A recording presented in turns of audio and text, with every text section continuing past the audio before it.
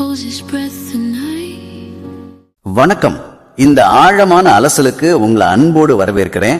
இப்போ நீங்க கடந்த காலத்தை விட்டு வெளியே வரணும்னு நினைச்சாலும் உங்க மனம் ஒரு மாதிரி முரண்டு பிடிக்குதா? இது ரொம்ப பொதுவான ஒரு பிரச்சனை தான். ஆனா இத பத்தி பேசுறதுக்கு முன்னாடி ஒரு முக்கியமான விஷயத்தை நான் சொல்லிடணும். கண்டிப்பா சொல்லுங்க. அதாவது நம்மளோட இந்த உரையாடல் முழுக்க முழுக்க ஒரு விழிப்புணர்வுக்காக மட்டும்தான்.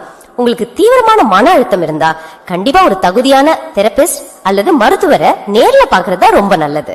சரியா சொன்னீங்க. அதை நீங்க செய்வீங்கன்ற நம்பிக்கையோட நாம உள்ள போகலாம். இப்போ பல வருஷத்துக்கு முன்னாடி நடந்த ஒரு விபத்தோ இல்ல ஒரு கசப்பான சம்பவமோ உங்களை இன்னும் ஏன் பயமுறுத்துது? இதுக்கு முக்கிய காரணம் நம்ம மூளையில இருக்கிற அமிக்டாலா அப்படின்ற ஒரு பகுதி தான். இது நம்ம மூளையோட அலாரம் சிஸ்டம் மாதிரி செயல்படும். ஓ, அப்போ ஆபத்து வரும்போது இதுதான் நம்மளை எச்சரிக்குதா? ஆமா, அதேதான். ஆபத்து முடிஞ்சதும் ஒரு சாதாரண மனிதருக்கு இந்த அலாரம் ஆஃப் ஆயிடும்.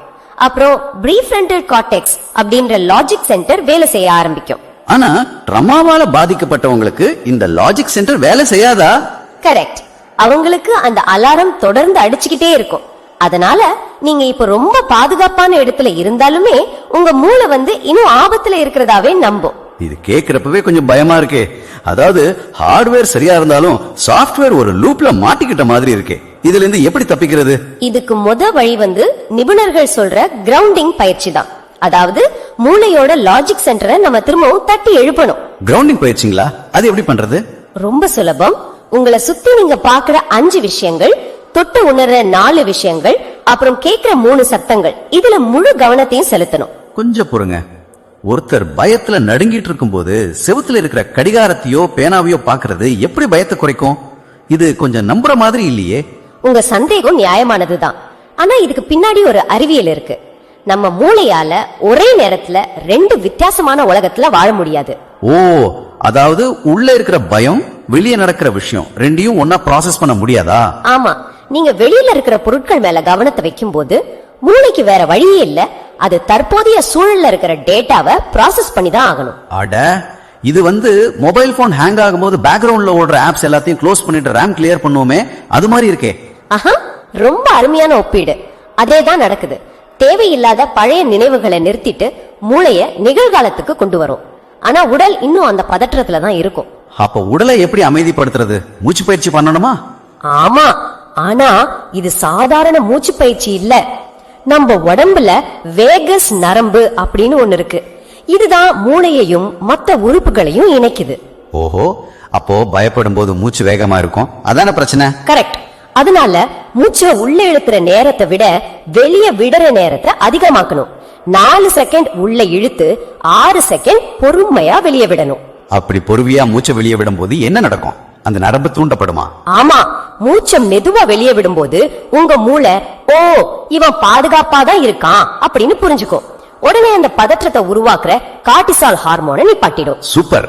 இப்போ ஒரு எமர்ஜென்சி பிரேக் போட்டு வண்டியை நிப்பாட்டியாச்சு. ஆனா உள்ள இருக்கிற ஆழமான உணர்வுகளை, அந்த பாரத்தை என்ன பண்றது? அது அப்படியே தானே இருக்கும். அதுதான் அடுத்த கட்டம். அந்த பாரத்தை உள்ளேயே வச்சிருக்கிறது ஒரு டைம் பாம் மாதிரி. உணர்வுகளை வெளிப்படுத்த முடியாத நிலைய அலெக்சிதைமியா அப்படின்னு சொல்லுவாங்க. அப்போ சொல்ல முடியாத அந்த உணர்வுகளை எப்படி வெளியே கொண்டு வர்றது? அதுக்கு எக்ஸ்பிரசிவ் ரைட்டிங் ரொம்ப உதவி செய்யும். அதாவது உங்களுக்குள்ள இருக்கிற அந்த வலிய உணர்வுகளை ஒரு பேப்பர்ல எழுத ஆரம்பிக்கணும். எழுதுறதால என்ன பெரிய மாற்றம் வரும்? இது லாங் டைமா சுமந்துட்டு இருக்கிற முதுகு பைய கீழே வைக்கிற மாதிரி எனக்கு தோணலையே. அப்புறம் எப்படி தோணுது உங்களுக்கு? இது ஒரு மாதிரி கம்ப்யூட்டர்ல சிதறி கிடக்கிற ஃபைல்ஸ் எல்லாத்தையும் ஒரு ஃபோல்டருக்குள்ள போட்டு அடுக்கி வைக்கிற மாதிரி தோணுது. இது சரியா? ரொம்ப சரியா சொன்னீங்க. மூளையில அந்த பழைய நினைவுகள் உடைஞ்ச கண்ணாடி மாதிரி சிதறி கிடக்கும்.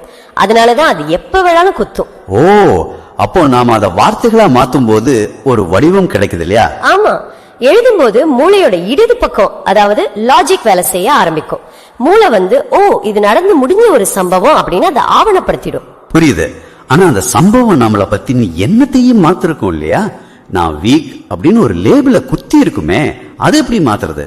அங்கதான் காக்னிட்டிவ் ரீஃப்ரேமிங் தேவைப்படுது. அதாவது உங்களை நீங்களே குறை சொல்ற அந்த ஆட்டோமேட்டிக் பழக்கத்தை, அந்த லேபிள நாம கிழிச்சு எறியணும். இத சொல்றதுக்கு ஈஸி. ஆனா உள்ள வலி இருக்கும்போது நான் ஸ்ட்ராங் அப்படின்னு எனக்கு நானே பொய் சொல்லிக்கிற மாதிரி ஆயிடாதா? நான் பொய் சொல்லல.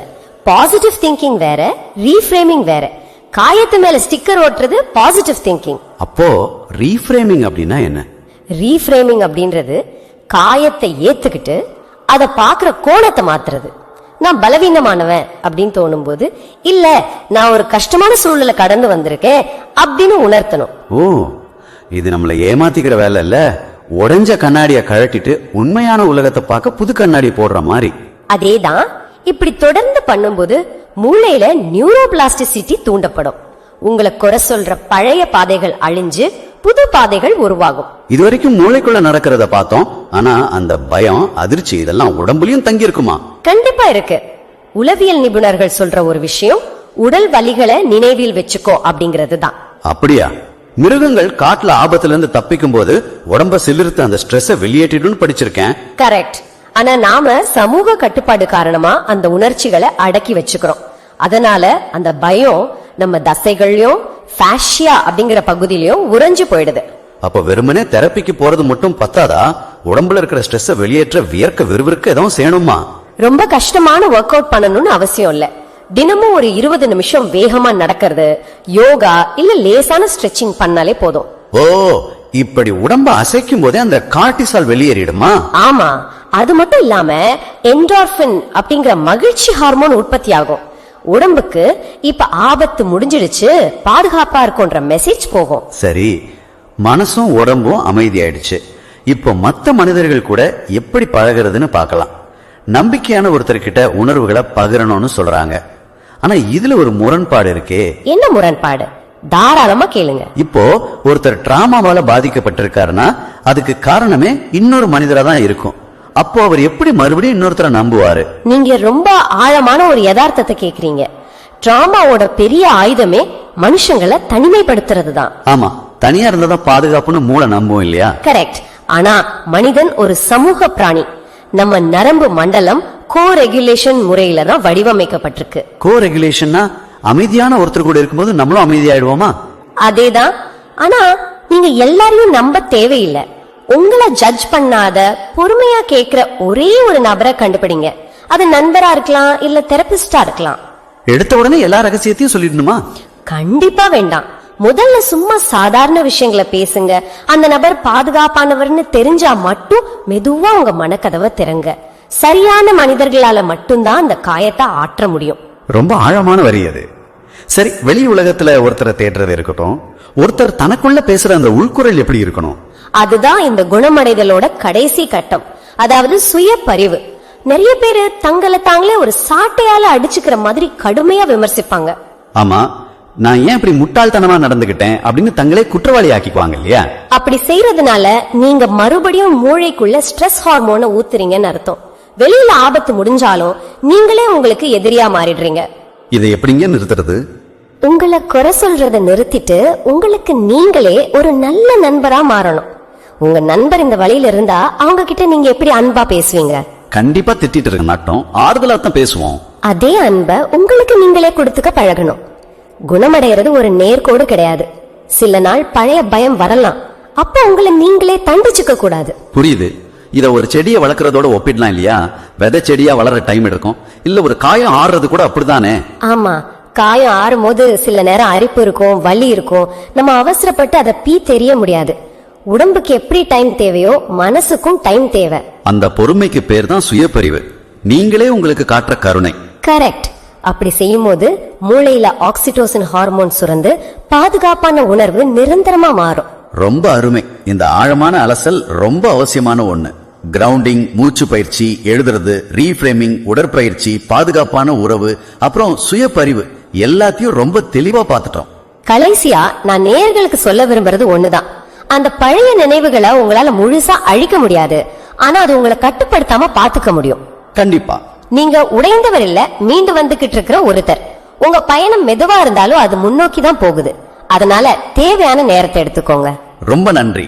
இப்போ இந்த உரையாடலை முடிக்கிறதுக்கு முன்னாடி நான் நேயர்கள் கிட்ட ஒரு புதிய சிந்தனையை வைக்க விரும்புறேன். என்னன்னு சொல்லுங்க. டிராமா அப்படிங்கறது ஒரு காயம்னு பார்த்தோம்.